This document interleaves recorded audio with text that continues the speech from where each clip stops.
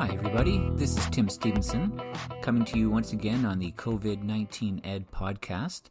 Last week I brought you a lesson on how to draw the stars of the northern constellations, and today I'm going to talk to you about climate change. Maybe you've heard of Greta Thunberg. She's a 17-year-old girl from Sweden who has really taken the world by storm, bringing lots and lots of awareness to the issue of climate change through her climate strikes and her Fridays for Future mass gatherings in large city centers around the world to make people think very carefully about the way the climate is changing and how our actions are causing that. Not too long ago, she did a TED Talk, and she said that when she was 8 years old, she was first told about climate change. She recounts how she was told to recycle paper to conserve resources and turn off lights to save energy. She found it strange that humans could be capable of changing the Earth's climate. And she thought, how could we, just another animal on the planet, do such great damage to the climate?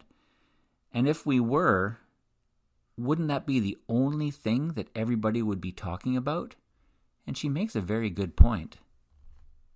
Over the last several months, Greta has become the face of climate change for the younger generation, but also for the older generations. She's been nominated for a Nobel Peace Prize, a prize awarded to somebody who has the greatest influence over an event in the world, greater than anybody else for that particular year. And we'll find out if she actually will win that prize. But whenever we hear about climate issues and climate strikes and Fridays for Futures and gatherings in city centers like in Vancouver and around the world where thousands of people march to express their concern about the climate on the earth and how it might be changing in a negative way, we can thank Greta for that. She has started a movement, and we're all witness to that movement right now. But why is it that in 2020, it seems that the climate movement is something new? Has the climate all of a sudden changed very recently, just in the last couple of years? Or has this been an ongoing thing that we should have been aware of long ago? Well, it turns out that there was, in fact, a moment in history where the world and the people who live on it gathered together and collectively said, wow, this is going to change the way we look at our planet. And that event was in 1968, the Apollo 8 mission. And this was a time when NASA was attempting to land a man on the moon. It was before Neil Armstrong, and they were testing their rockets and their training and their systems and their astronauts to see how well they would perform. So on Christmas Eve of 1968, a crew on what was known as the Apollo 8 mission flew their rocket to the moon and orbited the moon, but did not land on the moon. They simply orbited it and then returned. And I'm going to play for you right now a clip of audio from those astronauts. They were commanded by Jim Lovell, but on crew was as well Frank Borman and Bill Anders. And you're going to hear their voices now. We are now approaching lunar sunrise, and for all the people back on Earth, the crew of Apollo 8 has a message that we would like to send to you. In the beginning, God created the heaven and the earth. And the earth was without form and void, and darkness was upon the face of the deep. And the Spirit of God moved upon the face of the waters. And God said, let there be light. And there was light. And God saw that it was good. And from the crew of Apollo 8, we close with good night, good luck, a Merry Christmas, and God bless all of you on the good earth. And what was so significant as well from that mission was they took a picture. This is something that you may not have ever thought of before, but you've probably seen a sunrise. You've maybe seen a moonrise. But have you ever seen an earthrise?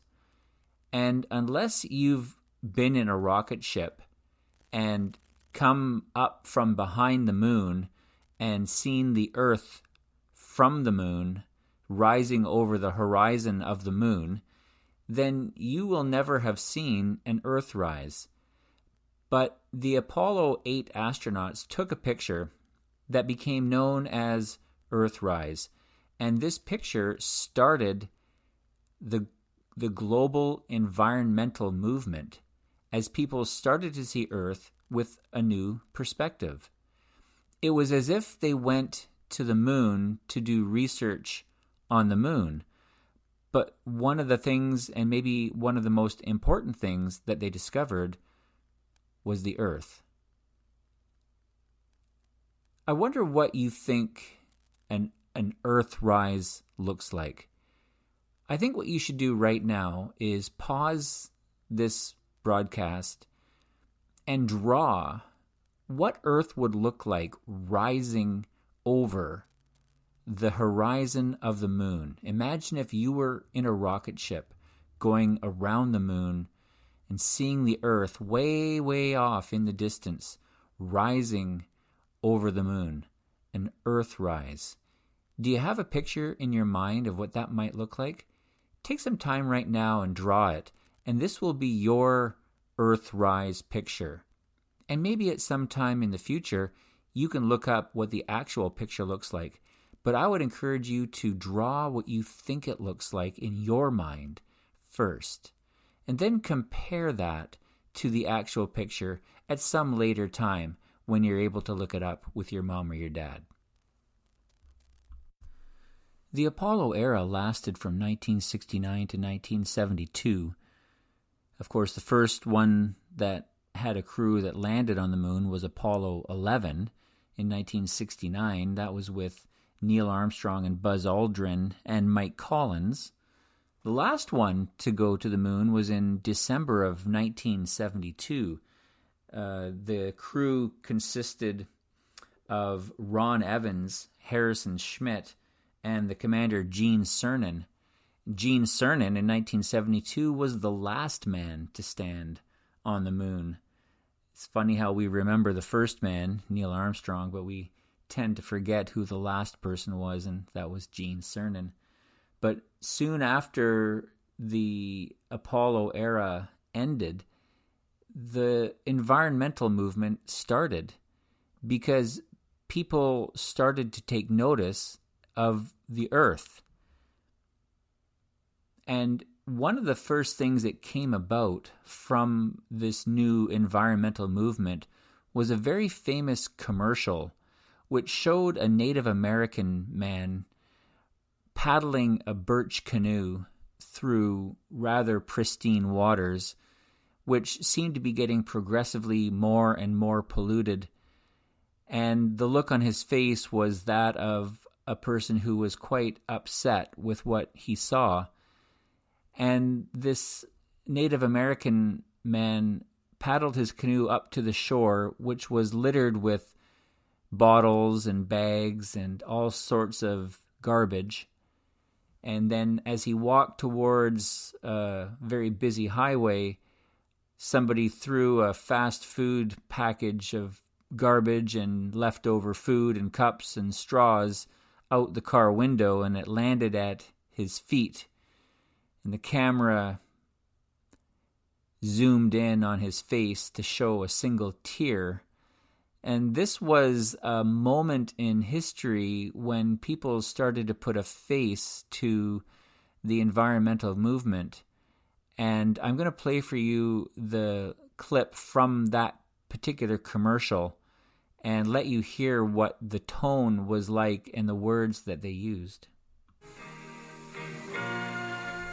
Some people have a deep, abiding respect for the natural beauty that was once this country. and some people don't. People start pollution.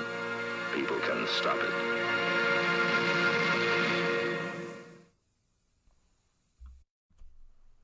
Wow, what an ominous voice. Talking about how there are those of us who care and there are those of us who don't. And I hope that you're one of the ones that does care. In fact, another thing that came about after the Apollo era and the start of the environmental movement was the very first Earth Day. Now, did you know that every year on April 22nd, it's Earth Day? In fact, what you should do right now is push pause once again, and I want you to run over to the calendar, or if you don't have a calendar, get out a piece of paper and write the date April 22nd in big colorful letters and draw something about the earth that you love. A beautiful picture of the clouds or the mountains or the ocean or the grass or the flowers or the animals or whatever it is that comes to your mind that makes you think of Earth in the way you would like it to be.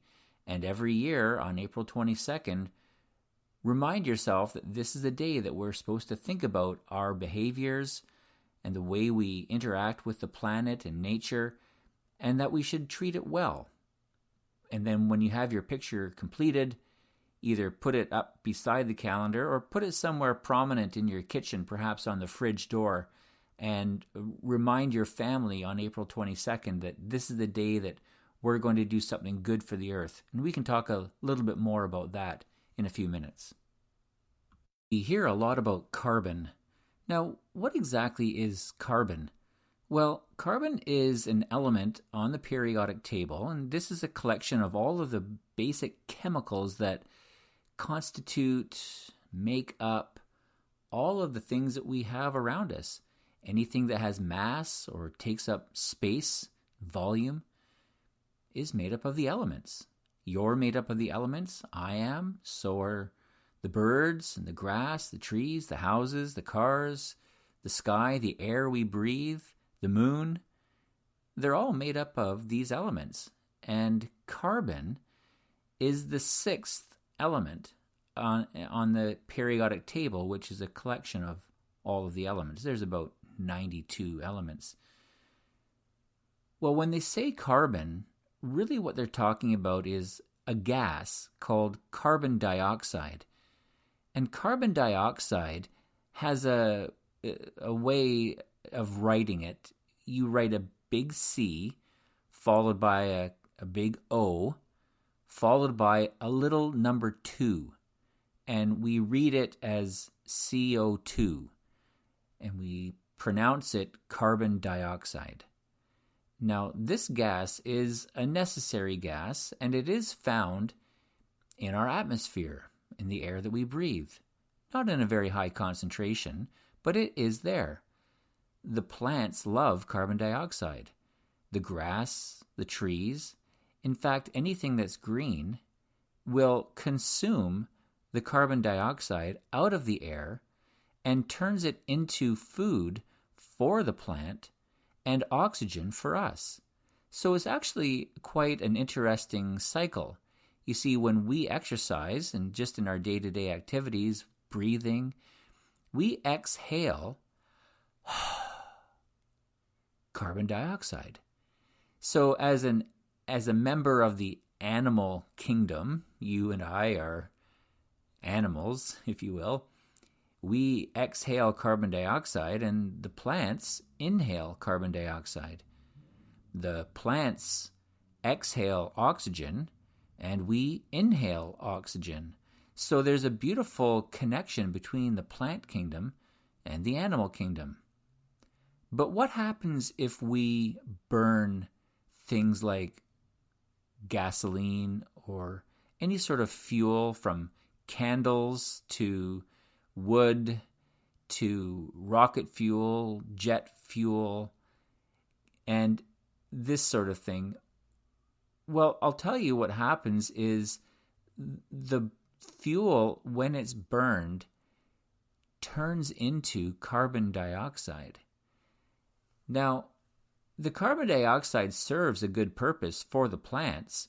It also acts like a blanket. It traps the heat of the sun. You see, the sun's heat will come all the way across our solar system and warm up the surface of our planet. That heat is then radiated, or it bounces back up into the sky. And it would just carry on right back out into space if it weren't for this carbon dioxide, which is in our air. And for some reason, carbon dioxide acts kind of like a blanket. So if you're cold at nighttime, you ask for another blanket, and that extra blanket on top will trap your body heat and allow you to stay warm. Well, the carbon dioxide traps the Earth's body heat and keeps it warm. But what if you layer on too many blankets? You start to get too warm, don't you? And sometimes you kick the blankets off. Well, the problem is on Earth, we can't kick the carbon dioxide blanket off. And you might think, well, maybe we should just allow the trees and the grass to inhale the carbon dioxide some more. Well, the amount of carbon dioxide is greater than what the plants need. And so the extra carbon dioxide stays in the air and acts like a thicker and thicker blanket. Can you kind of picture what that might look like? The sun over there, very hot. It sends its heat towards Earth. The surface of the Earth gets warm. That warmth bounces off of the Earth back up into the sky, but there's a blanket of carbon dioxide that keeps the Earth warm. But what if the blanket is too thick? Or what if you have too many blankets? Then the Earth gets too warm. And at first, we called it global warming. But then we started to realize that the warming of the Earth causes other things to happen, like glaciers in the Arctic and the Antarctic would melt, and that ice becomes water. And then we found that the ocean levels would get higher. And then, of course, if the water is warmer, it will evaporate, and it will get up into the air, and therefore it will rain more, and certain regions of Earth gets more rain. But if there's more rain falling over here, that may mean that there's less rain falling over there. And so some parts of the Earth get drier, and some parts of the Earth get wetter. And we find that the storms get more energetic and cause more damage. And so these are some of the things that we observe and are why we've changed the name from global warming to climate change. And people like Greta think that the problem is pretty significant. And so she is encouraging everybody to change the language and start calling it a global climate crisis. Not climate change, but climate crisis. Because she thinks it's that important. And she's probably right. So if we've identified that there is a problem, the first thing I like to think about is, well, then, what's the solution? What can we do about this? And you're starting to see things like more and more electric cars. We see people changing their behaviors around travel and flying in airplanes. People are more conscious of their carbon footprint.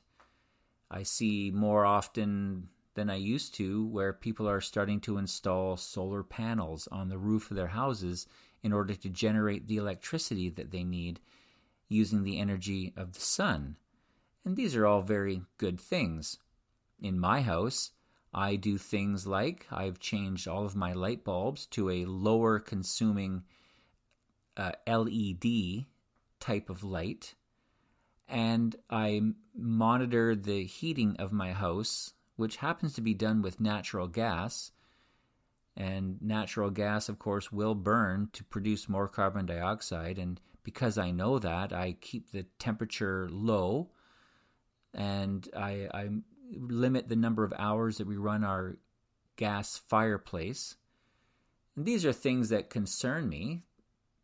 They are a part of my house. It's the way it was built. And I would like to do something about that. I've looked into getting solar panels put onto the roof of my house. I haven't done it yet, but it is something I plan to do. There are things like in my garage, I have a special bin where I take all of the plastic that we bring through our house, the bags that we bring our apples and carrots home from the grocery store in, or if there's any sort of packaging that we bring into the house, none of that will go into my garbage can. It will all go into this special bin, and then I'll wrap it all up and take it to the Return It Center, and they'll accept the plastic, and it won't get into the landfill, and I feel good about that. In my classroom at school, I have a special container for old batteries that don't work anymore. I don't throw them in the garbage, and everybody in my school will bring them to my classroom, and then I'll take them again to the Return It Center where they're disposed of and recycled properly. I'll also make sure that all sorts of cardboard and paper and any sort of glass and metal, that they all get into the correct recycling container. The blue bin will take plastic and metal. There's a special bin that I can put glass in, and I have a bag for cardboard and paper. And I'm very, very careful to make sure that my garbage can is very empty. Not much at all goes into my garbage can, because almost everything these days is recyclable. And when we recycle things, that means we don't have to take new materials out of the earth. So you could start to make a list in your house. What are the things that you can do to help with the recycling effort? Have you got a bin for all the soft plastics, all the bags that come into your house, all the packaging? Does it get into a proper bin for recycling at the Return It Center? What about batteries and things like that, where sometimes we just throw them in the garbage, but rather than doing that, we take them back to the Return It Center. And think about the R's. We often consider the 3 R's, which are reduce, reuse, and recycle. But what about the other R's, such as refuse? For instance, I'm going to refuse to buy a drink at the store, a Slurpee or a Freezy of some sort, in a plastic cup that's only going to be used once. I'll refuse a plastic straw. Think of all the things, perhaps make a list of the things that you can refuse. I'm not even going to use it. For example, I have an electric car. Well, in that electric car, I don't use any gas at all, which you now know produces carbon dioxide. So I'm refusing gas. The other R that you could also consider is repurpose, which means before I throw it out or even recycle it, I'm going to think, is there a way that I could use it? Is there a way that I could repair the item? Can it be repaired rather than thrown out? And, we tend to run to the store and buy something right away. Could you just repair it? Or could you repurpose it? Are there things around your house that could act as planters, for example, for the garden? Or are there ways that you can use containers to store toys or things that tend to lay around the house, but can they be used to organize if you use jars, peanut butter jars, or pop bottles? In my classroom, I have a beautiful set of hanging plants that are growing in 2-liter pop bottles, which we have cut open and laid horizontally and filled with dirt. And the plants are doing beautifully. And I feel very good about watering these plants as they grow in these single-use plastic containers, a very good way to make them a permanent use plastic container. So it is true, the earth does have a bit of a problem, but there are solutions. I think it's important that you know about these problems, because with knowing comes caring, and with caring comes action. So here's some action I'd like you to take. It starts with determining what is it that you care about the most. If you were to draw or write on a piece of paper in an artistic way, I just love it when you can mix some scientific understanding with art. It's just such a beautiful way to make it clear. Can you draw or write the things on earth that you like the most? And decide to display these things on the wall, maybe in your bedroom or in the kitchen, and let them be a reminder that it's these things that I'm doing my part. It's the reason I'm doing my part. It could be pictures of your family. It could be pictures of your mom or your dad or your pets, or it could be things in nature that you have always enjoyed. But it's very important that you identify in your life what is it that you're working towards saving. The second thing that you can do is look around your house and make a list and start to put into action things that you can do. I want to make sure that you've got a special bin where you put all of the soft plastic. No soft plastic goes into the garbage. Glass, metal, hard plastic goes into the blue bin, or you might have a special bin for the glass, depending on where you live. Who's going to be in charge in your house of making sure that all of these things are put where they're supposed to be, and that your garbage can is mostly empty? And let it be a challenge that in your house, that when it comes time for garbage day, that you really don't need to put a garbage can outside by the street for them to pick up, because you've recycled everything, or you've repurposed everything, or you've repaired the things that can be repaired. And this brings me to the third thing I'd like you to do. I want you to make a pop bottle planter. I'd like you to find yourself a plastic pop bottle. The 2-liter bottles are best. And with the help of your mom or dad, I want you to use some scissors, and they may have to help you with this, but cut an opening the length of the bottle so that it can act as a planter. And I want you to fill the bottle with dirt, and then I want you to plant seeds. I don't want you to put a plant in it, but plant the seeds and allow them to grow on their own. And it's just such a beautiful thing to watch these seeds emerge from the soil and reach up towards the sun.